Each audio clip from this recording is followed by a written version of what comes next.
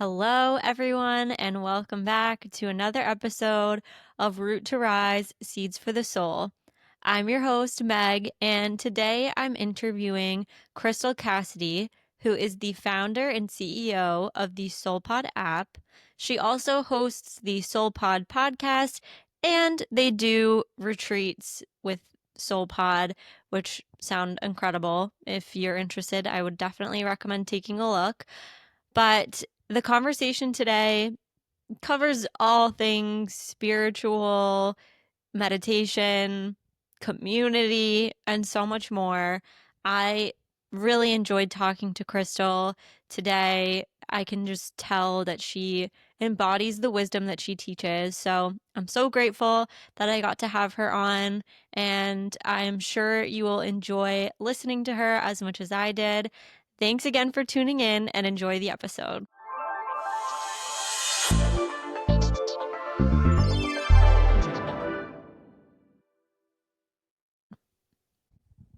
Welcome, Crystal, to the podcast. I'm so excited to have you on today. Thank you, Meg. Excited to chat with you today.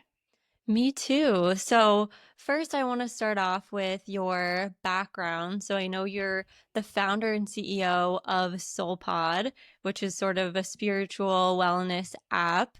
And I'd love for you to just talk about how you got there and sort of what SoulPod is. Yeah, so very long story short, my career has been in biotech, so I have a very analytical side to my mind. I love the science of meditation and of consciousness, and have a deep fascination with understanding what makes us tick and the nature of reality and quantum physics. I love all of that. The other side has been my spiritual journey, and I got introduced to meditation when I was 12 through martial arts. And I did martial arts. It was like my life for over a decade, and traveled the world, and was operating in a very high, like, physical capacity. And meditation helped me enter those states of flow that you look for as an athlete, and I eventually understood as a human, and your experience of life. And as I got older, lost meditation a little bit in my 20s, as understandable, and then came back to it, and I started having mystical experiences. I started having Kundalini awakening and perceiving ghost, and all these realms were kind of opening up, and I got extremely curious about how to explain that. And when I had the opportunity to, I wanted to build a platform that was kind of beyond mindfulness. Mindfulness is a very important and powerful foundation, but SoulPod both balances the science explanation where it's helpful, but also helps people access the mystical state. This is the like state of depth that I think so many are looking for.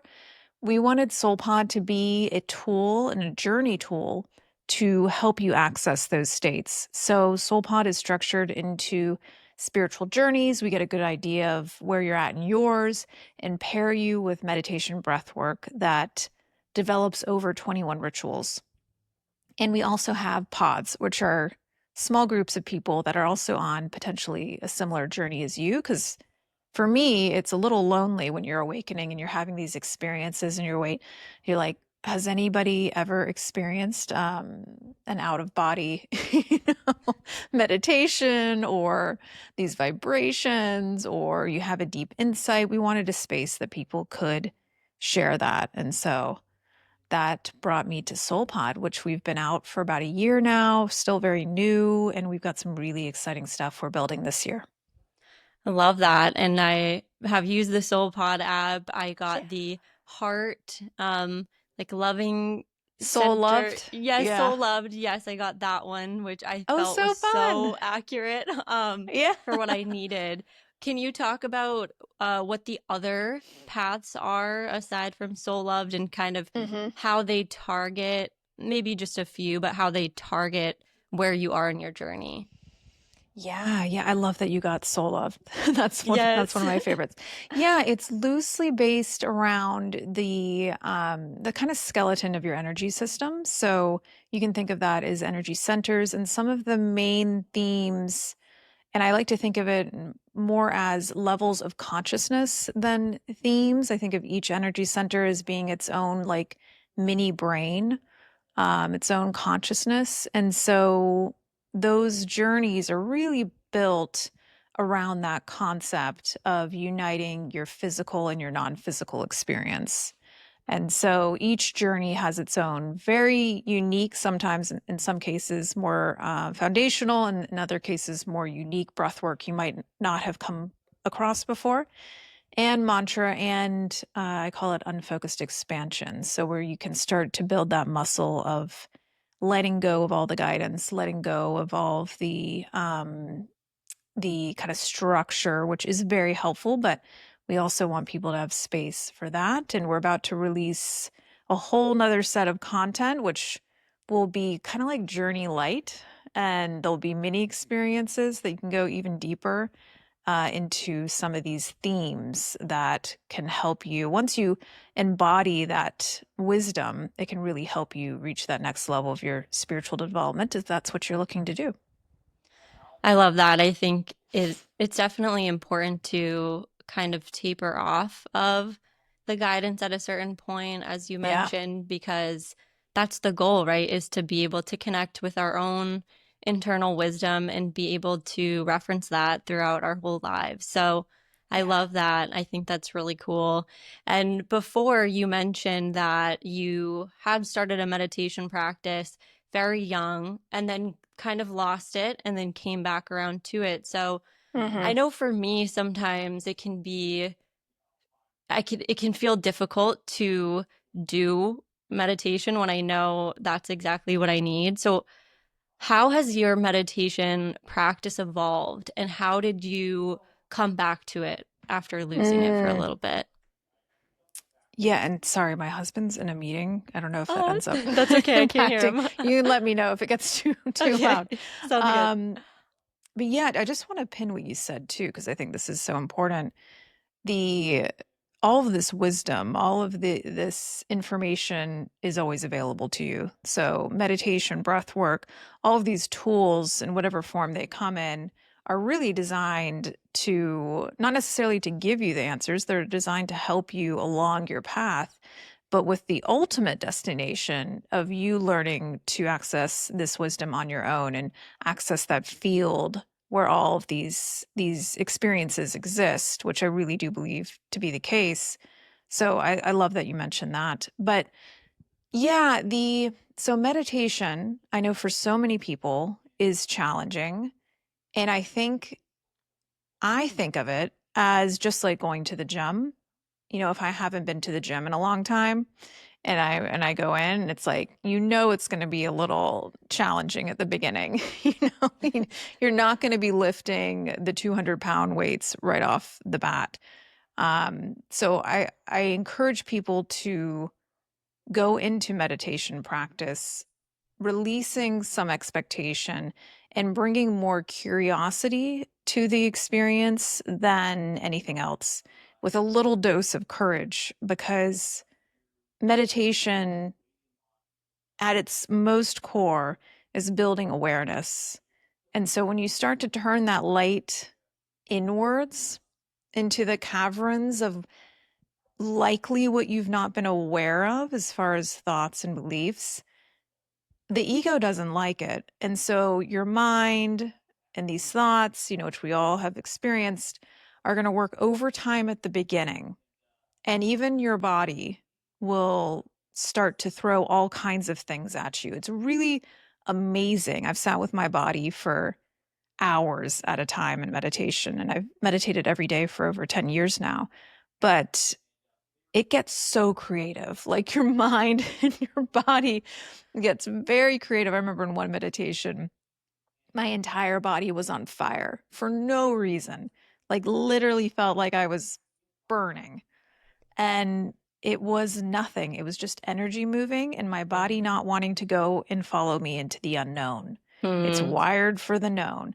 And so giving yourself a lot of grace and knowing that each little win where you stay in it, and I always try to not end my practice until I've reached some sort of barrier and I stayed with it. Hmm. Even if it's a little bit of spaciousness on the other side of that challenge, there's always something on the other side. And so I encourage people to get really curious and almost excited when you come up against some restriction in your some crunchiness in your practice. I now at this point I get excited and I'm like, ooh, there's something there for me to move through. So move into it rather than away from it. Hmm. Yeah, that's so important. And it kind of reminds me of yoga, which I know is sort of a moving meditation, but the practice is to really push yourself to the edge, not to the point Hmm. where you hurt yourself or can't come back from it, Yep. but to sit with that discomfort. So I love that you mentioned that and that you shared that experience of your body having sort of this reaction to you going deeper because, to your point, the ego wants to survive, and the Yeah. body doesn't want to be uncomfortable. So I think, you know one of the things that you talk about in your podcast, one of the episodes I listened to, was this idea that sometimes once we have this spiritual awakening moment, we can Mm. kind of like backpedal, and it's sort of like this dark space of like, oh, I had this moment of awareness, and now all of these subconscious things are coming up and I'm completely Oh yeah. off track. And I've had a similar experience, and I sometimes feel like I'm still in it. So can you talk about why that happens and how we can mitigate the amount of time that we're sort of back into the darkness, let's call it, or I'm Mm. not sure what exactly to call it, but that more unconscious place. It's such a good question. Such a, yeah, really great question. I think so many people, myself included, experience it. And I think that part of that experience, it's almost like you're stretching a rubber band, and the further you stretch it, the more tension there is between who you've been and who you can be. And especially if you're going through time where you're really stretching, which is so important and courageous of someone to do.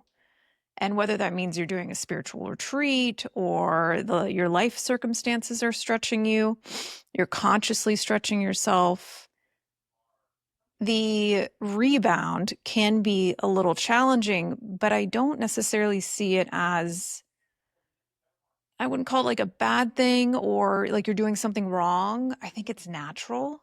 And again, grace really comes into the equation. And I'll give you an example. When I did a 10-day meditation retreat, and I was just noticing both my own experience and the people close to me around it that were going through it. And all this stuff bubbled up at the very end of the retreat, the last day. And I think it's because you go so far. You've opened a portal into possibility, Hmm. and you've taken a look at something that you can choose to bring deeper into this dimension of space and time, but it takes some work. And Hmm. that's when you hear people talk about embodiment and integration. I think that's what we're talking about here. And it takes time. I think it takes intention. And whatever's coming up for you, whatever that darkness is, whatever you're starting to have more clarity about, first of all, know that simply because you're aware of it, you see the darkness, you're already transmuting and embodying it. You're already well on your way. If you weren't seeing it, then that's a different experience. So I'd often tell people you're already doing it. So give yourself some space and compassion, because by becoming aware of it, And some people then fall in back into the subconsciousness of it, and they don't want to do that work at that point. They don't want to face those things. And that's also okay. It's to each person in their own time what they're ready to take on. Because in order to step into the next version of you with those elevated states that you're looking to experience more of, it does require you to leave some things behind.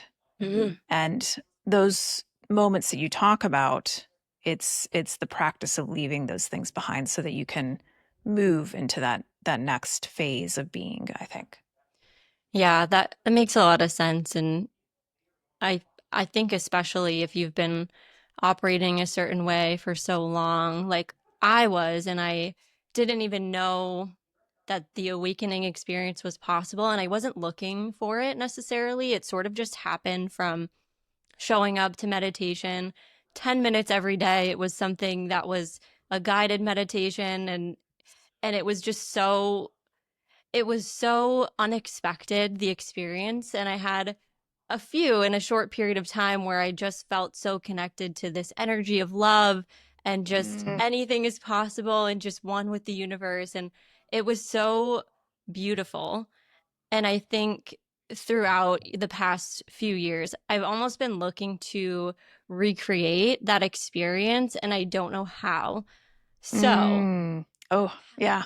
and I know you mentioned you've had some mystical experiences as well. So, how do you find a way to just appreciate the process and let go of the expectations or the desire to keep having these, big moments that you can point to and say, "Look, Yeah. I've made it?" Oh, that's such a beautiful question. And I'm so happy for you with those experiences. I would love to hear more. But yeah, so you'll have these moments on inevitably they show up.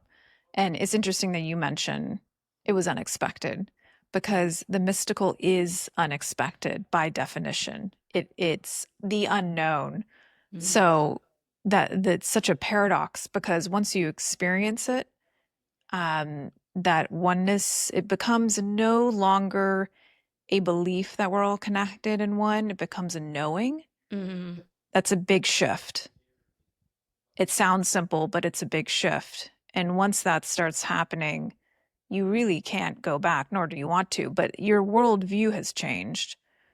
And really, for me, that's why I continue to do practice every day, is because I want to have increasing access to that state of being. And the more that you can bring your soul, which is this oneness, into this dimension, the more your life is going to shift. I've also learned that your external circumstances will shift. Sometimes it will be very confusing, but it's because your point of attraction, your vibration, your frequency, your level of consciousness is shifting. So your life has to shift with it. And that can be discombobulating as well. But speaking to your question about like wanting to touch it again, I think that becomes a motivating factor in doing spiritual development is that. And what I have learned, I've certainly been there where I'm like, oh my gosh, how do I recreate that? How do I get back to that state? And unfortunately, you have to let that go. Mm. And you need to embrace and remember the fact that the mystical is the unknown. And you can access that state, but it's going to be when you least expect it, and it's going to be in a very different way. I remember I went into a long meditation, one particular type that had really launched me into this wild experience before. And I was going into it again, and I had all these kind of expectations. I was like, oh, am I going to be able to time travel again? um, and somebody said to me, I was like, I just hope that it's as powerful as it was last time. And they said, maybe it's going to be even more powerful. And so what I like about that is that it's releasing expectation around it being like it was last time, but it's Mm-hmm. opening the door for it to be exactly what you need now. Mm. And sure enough, I had a really powerful experience, but I traveled in a different way. and entered a different realm of understanding and connection. And so that's what I've learned is like the scientist in me wants to figure out what the algorithm is. Mhm. If this, then that. But Mhm. and there is a little bit of that as far as walking you up to the door of the Mhm. mystical. But ultimately it's jumping off the cliff and knowing that you're supported in the air. It's this trust fall experience that happens. Mm. Yeah, I do love that, and I agree with you. There is no it's set algorithm, and it just happens, and it's so hard as humans. Like we want to know the solutions to everything and how to get X, Y, and Z. And I know you alluded to there is some science that can get you Oh yeah. close. Could you Mhm. talk a little bit about what's happening in our brains, or how we get to the place where we're open to these mystical experiences? Oh my gosh, I love your questions, Meg. These are so Oh, good. thank you. They're really, I love them. Um, yeah, I mean, there's a few things that we know. The more that you meditate, even after a few months, the more that you're dialing down the default mode network, which is this kind of rumination network in the brain. And we know that people with high anxiety and I believe depression as well will have a really active DMN. And it's not necessarily a bad thing to have this ability for your mind to wander.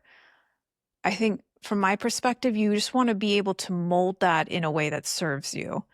And so the DMN, as you meditate more and more, it becomes less and less pronounced. And so you're accessing increased capacity for presence and clarity. And you're moving your brain instead of high beta, which is usually associated also with anxiety. And beta, we're probably in beta right now because we're in conversation, but you're moving into alpha, theta, which is the door to the mystical once you start to get into those brain waves.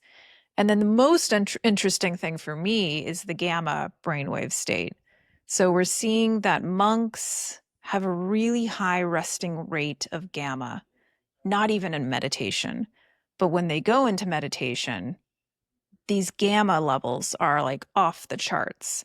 And people who have been meditating and say they have a transcendental mystical experience are off the charts gamma. So it's really high frequencies in the brain. And I talked to a quantum physicist about this because we're also discovering that there are quantum states in our microtubules. And so that opens up a whole conversation around, is this how we explain consciousness as not localized to just Mm, our biology? That becomes a very exciting conversation around physiology and the nature of reality.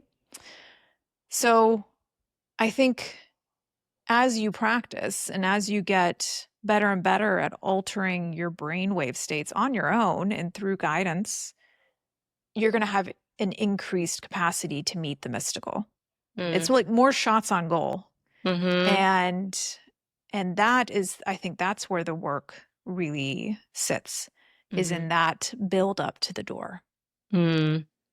That makes a lot of sense. And I do find when I'm meditating more, it's easier for me to take a pause in between my automatic thoughts and maybe choose something different and a different explanation for why things are happening. And I wanted to ask too, I know that there are a few different types of meditation. Like I've tried transcendental, there's, just sitting and following your breath. There's the loving kindness meditation. Do you know if there is a specific type of meditation that helps to facilitate the quieting of the default mode network? Or is it kind of just about your intention and making the time to just sit and be?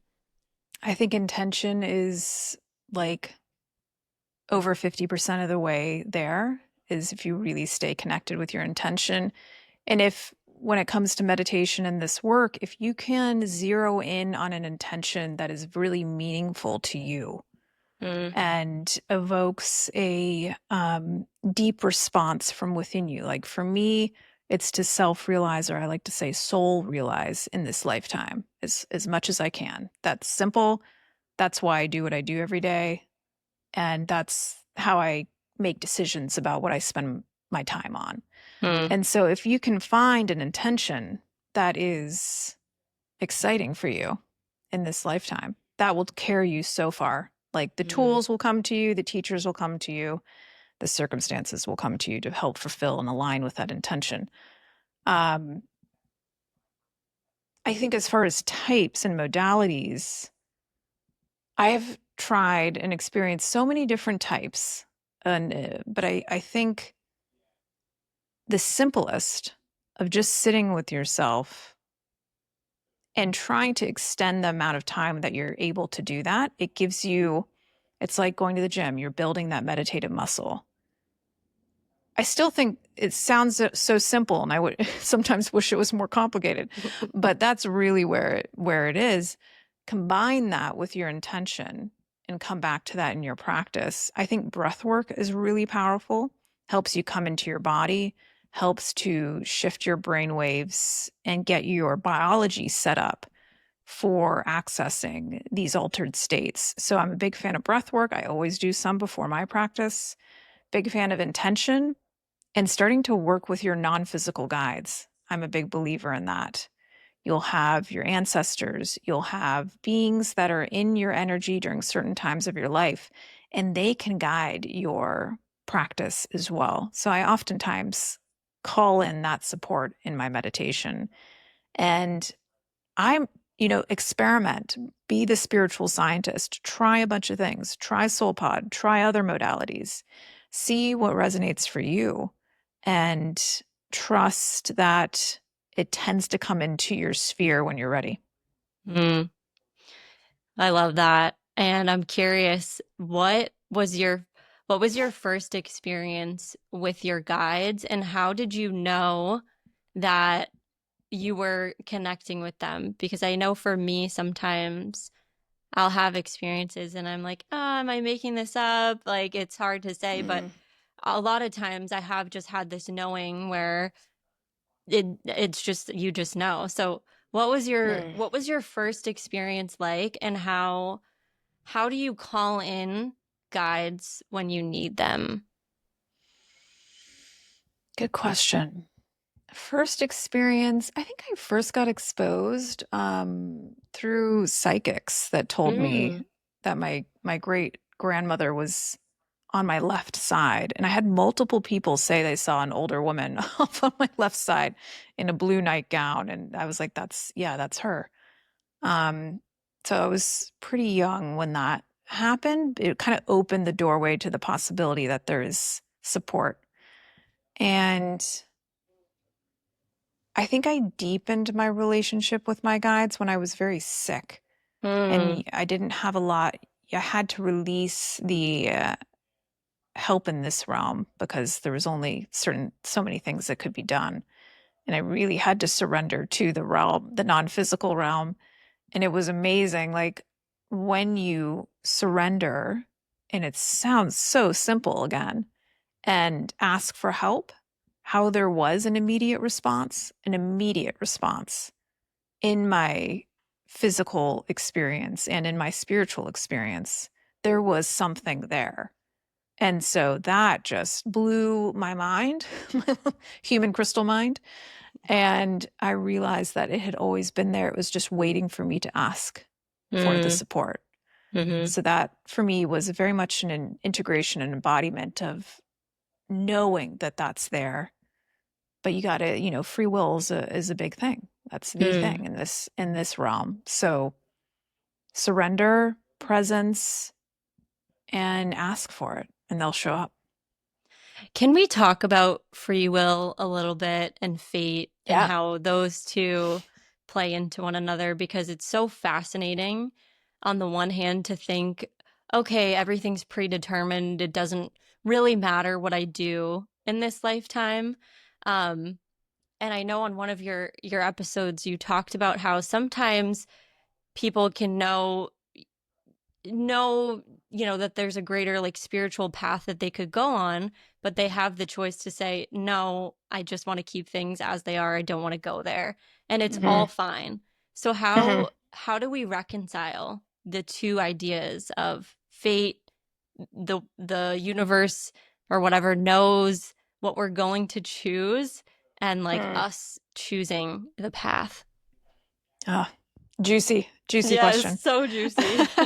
No big deal. Yeah, Does free will exist or no not? pressure.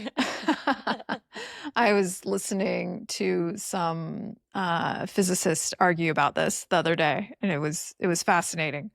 Even from like a scientific, very practical view, that is very much up for debate. Hmm. Um, from from my perspective, how I define fate or dharma or destiny is from the perspective of the soul, which came to learn certain things in this incarnation. And I think lifetimes are all simultaneous, it's across time and space, and it's all happening now. And so there are like guideposts, or there are moments in this lifetime that you were destined to come and meet. And there could be a variety. If something happens, then maybe there was going to be another option.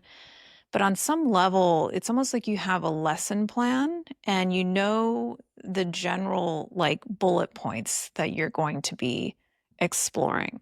Hmm. Eh, But it's also malleable, and the malleability comes from the free will. And it doesn't resonate with me scientifically or spiritually that free will doesn't exist. I think free will is the backbone of an expanding universe. It's more of oneness experiencing itself. Why would it be trying to experience itself if everything was predestined? I just don't, it doesn't line up for me. Um, and maybe that's because I'm in my human mind, but it doesn't resonate that Hmm. would be the case. So, and then you can talk about what form does choice take?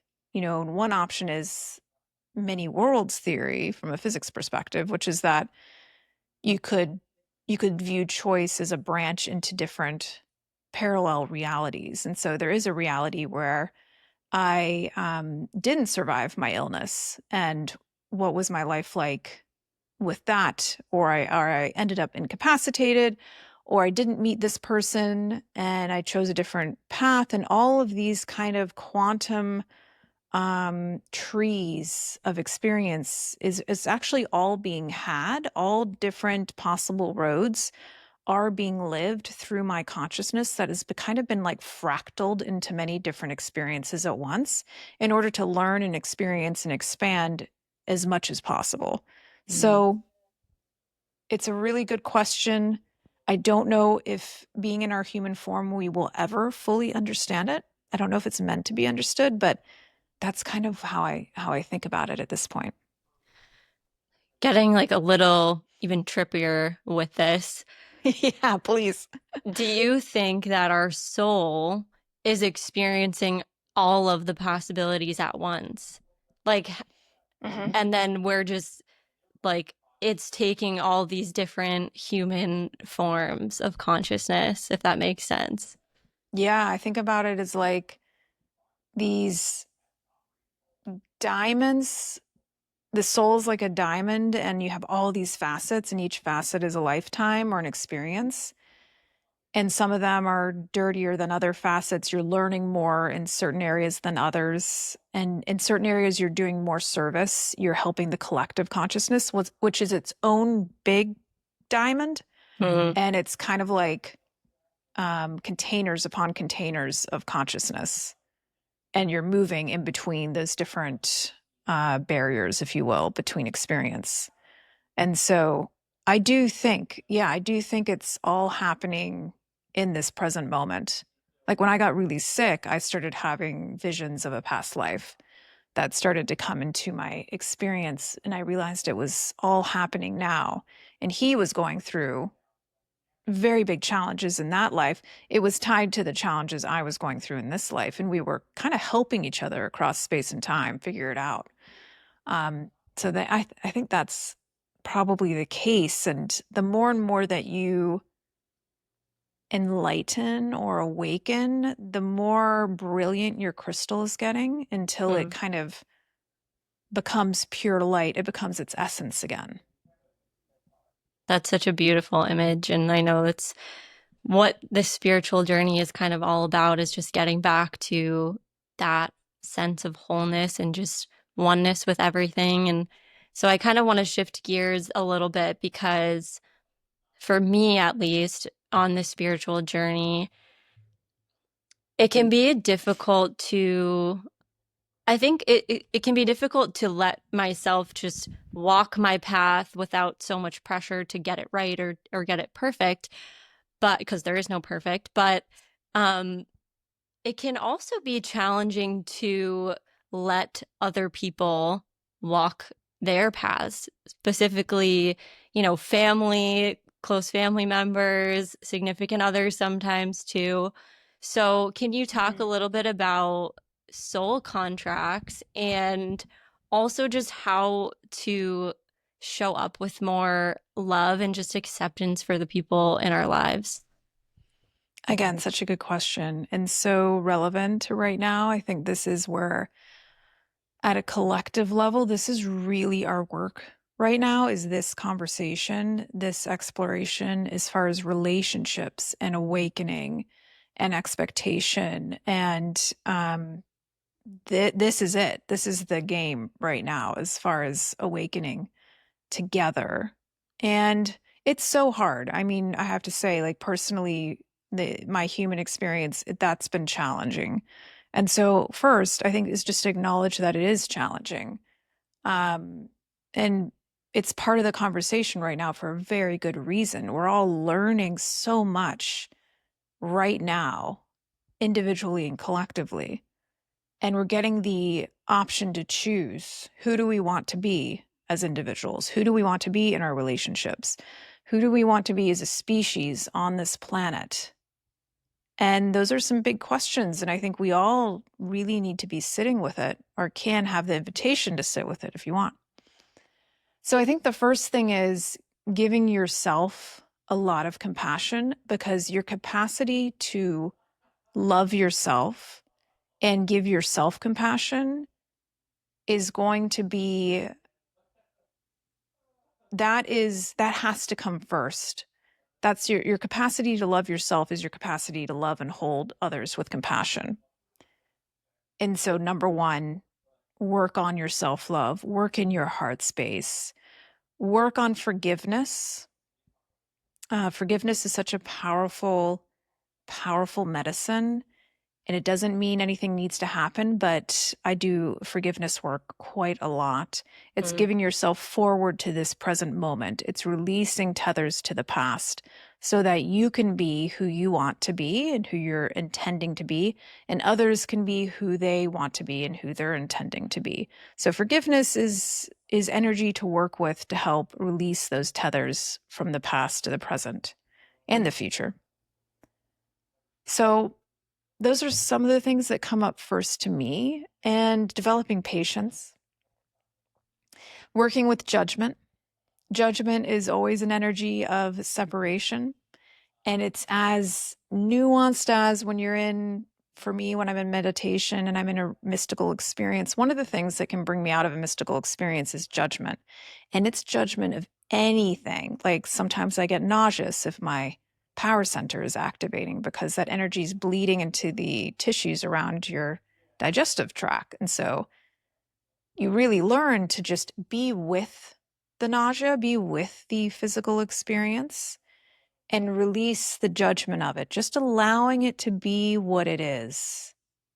And that will continue your ability to expand. I think that is synonymous with what we can access for each other, is to simply witness people where they're at, Mm. accepting that we are all where we're at right now. And with that acceptance, which you can access through self-love, forgiveness, and compassion, finding the presence, then your capacity to become who it is you want to become is increasing. And I think it really is true, and it sounds so cliche, but it's so true. As you heal the world. It's all about our individual healing. And honestly, that's why I built SoulPod, because I was thinking about getting into climate justice and all these other areas. And I was like, you know what? I think what comes first is the inner experience. It's your own Mm. heart. And so rather than focusing on what's going on with everybody else, and this is what I do every day, I'm really focused on what's going on in my own heart and staying focused there, and then bringing those elevated states into my experience of life. And also, I mean, this is throat chakra work. This is tough. The throat space is a notoriously difficult one for so many, because you have all these lines of your being coming up into what physically is even a narrow space. And then you have this information coming down this way. Everything gets purified at the throat. But I think speaking your truth is also really important during this time. And having the courage to speak your truth, knowing that it's your highest understanding at the time. And that will really activate the throat center so that you can speak and you can show up in a way that's aligned with your heart, and it's your highest current understanding. That's really powerful stuff right now. Mm.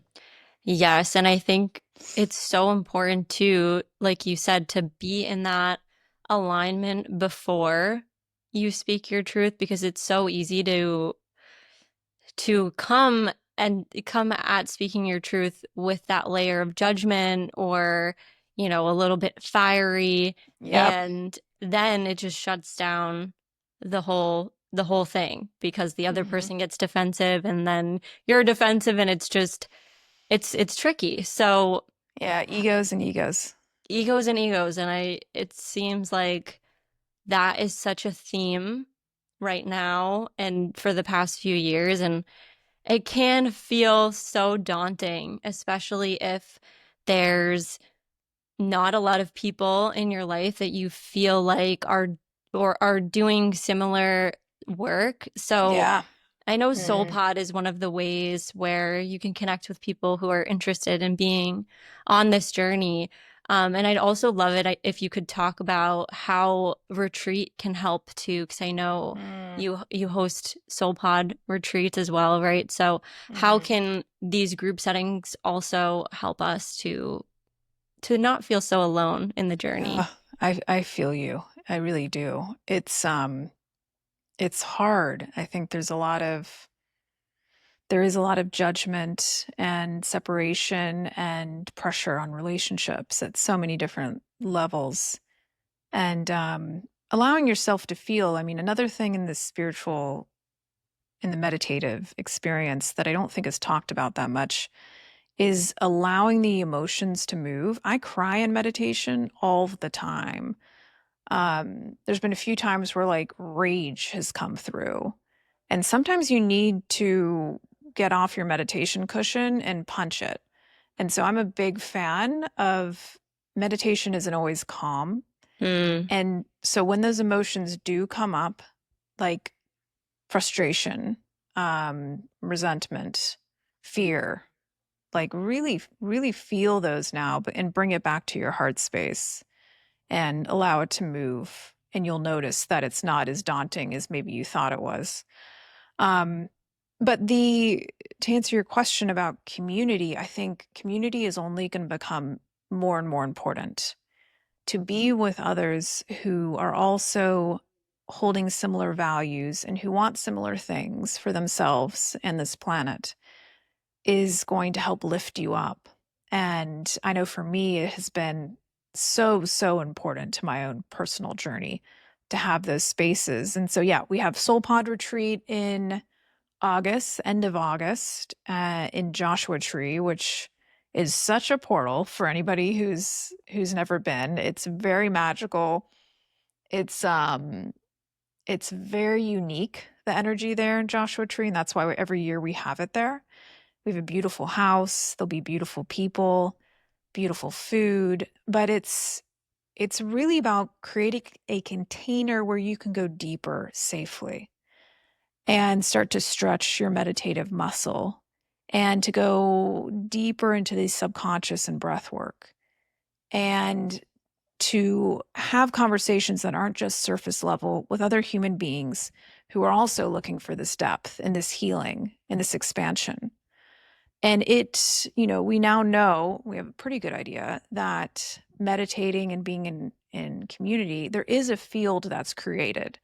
And I can certainly feel it when I'm leading those events. And you can feel the collective group deciding to move forward into certain things or maybe holding back a little bit. It's a really powerful dance that you can Mm, be a part of.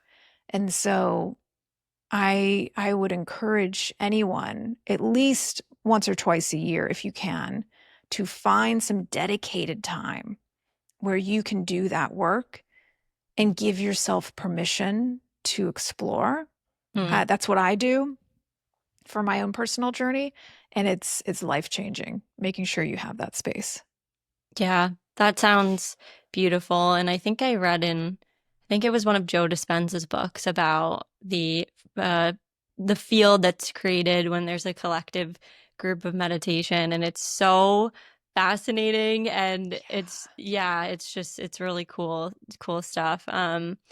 And kind of continuing on the community aspect of things because I love that there is so much online and ways to connect with people from all over the world. I think that's beautiful.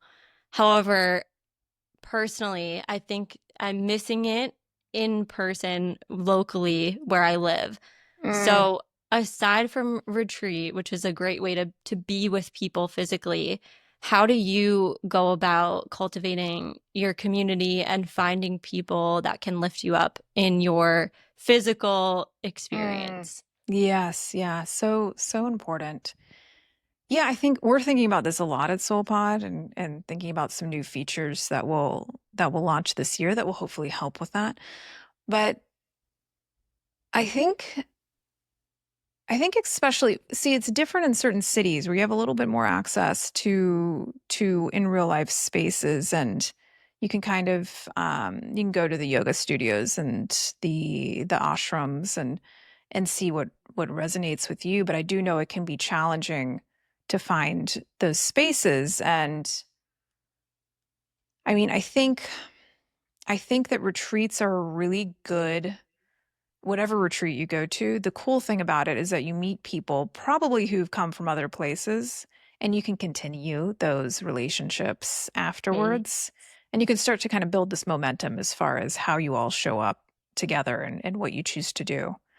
And but I think these communities exist everywhere in some form. It might just take more digging in some cases than others. And a really good place to start is yoga. Yoga studios. That's kind of like the gateway into deeper spiritual community. Um, if you don't have it easily accessible. And then I think that there is something cool about the technology that connects us. And there's a reason why this technology is evolved to be able to support our awakening, is so that we can hear from somebody that's on the other side of the world that is also having the challenges and the breakthroughs and the triumphs that we are. And so I think there is a interesting balance there between the in real life experiences and also I think I would love to mention this, become a leader. You might be called to step into your spiritual leadership and you do not have to be a guru. I think the age of the gurus, even though I do have one, he's a spiritual teacher, but I think of the spiritual path as reaching a hand out beside me, behind me. There might be people that are a little bit in front of me, and we're really like together. I want to give people permission to step into that if it calls to you. You don't have to have reached enlightenment on a mountaintop to help others if that's something that's calling to you. Pull together a group in your town. Um, and start meditating and do SoulPod meditations if you want, or YouTube or whatever it is. But you could, I think now is a time where there's many being called to to help facilitate that journey. So I think that's a really exciting thing to think about.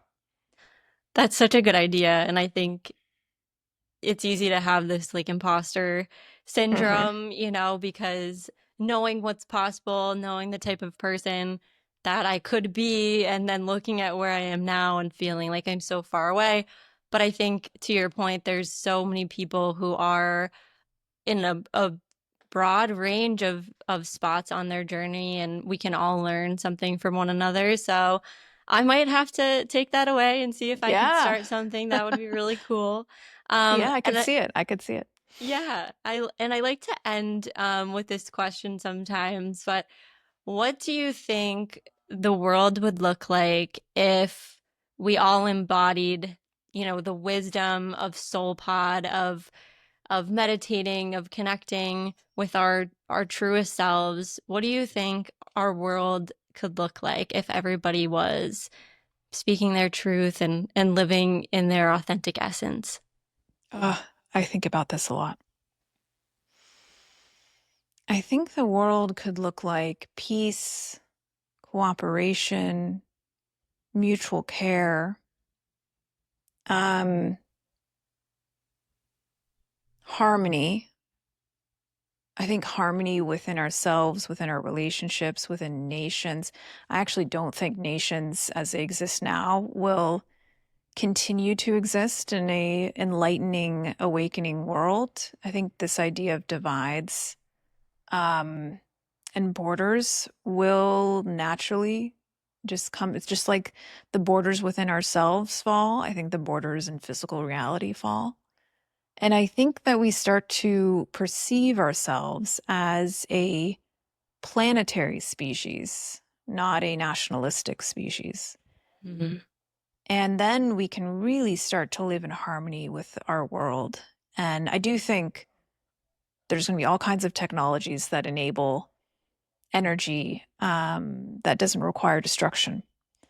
And I think there is a possibility that all of our basic needs are satisfied and that we have increasing access to our own awakening because these other things have been taken care of. So many people talk about what are we going to do when all the jobs are gone because they've been taken by automation or AI, and I think there will be a transition that we'll have to navigate openly, but the possibility there is that we call them the lower energy centers have been taken care of. Your support system in physical reality could be taken care of. What would we do in that case? Mm. I think we would become more creative. I think we would awaken to our inner technology, which I do think is a technology.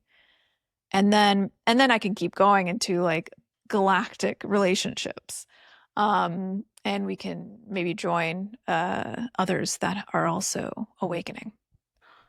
So cool. I love it. It's such a good visual for people to just kind of sit within, I do think we create our reality. So if enough people focus on what's possible for us, then someday it will be. So I think thank you so. so much for all of your wisdom that you've shared Mm. and creating the SoulPod app. And for listeners that are resonating, would like to get SoulPod, would like to check out your retreats, where can they find you?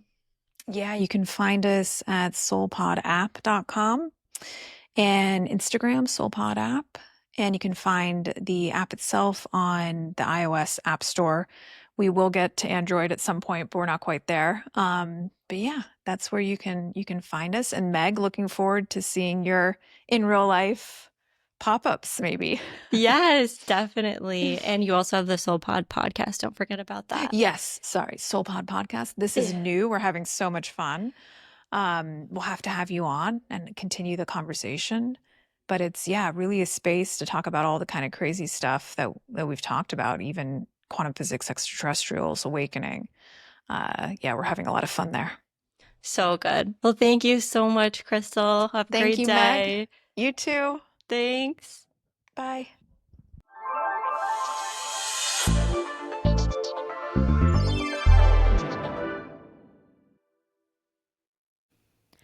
Thank you so much for tuning into the episode today. I hope you enjoyed this conversation as much as I did. I honestly felt so inspired by Crystal and really enjoyed talking to her. So, definitely would recommend checking out the SoulPod app, the SoulPod Instagram, the podcast. I will link everything down below. And if you're enjoying these episodes, I would really appreciate it if you could leave me a review, subscribe. And other than that, I hope you all have a great week. Stay tuned for the next episode, and much love to you all.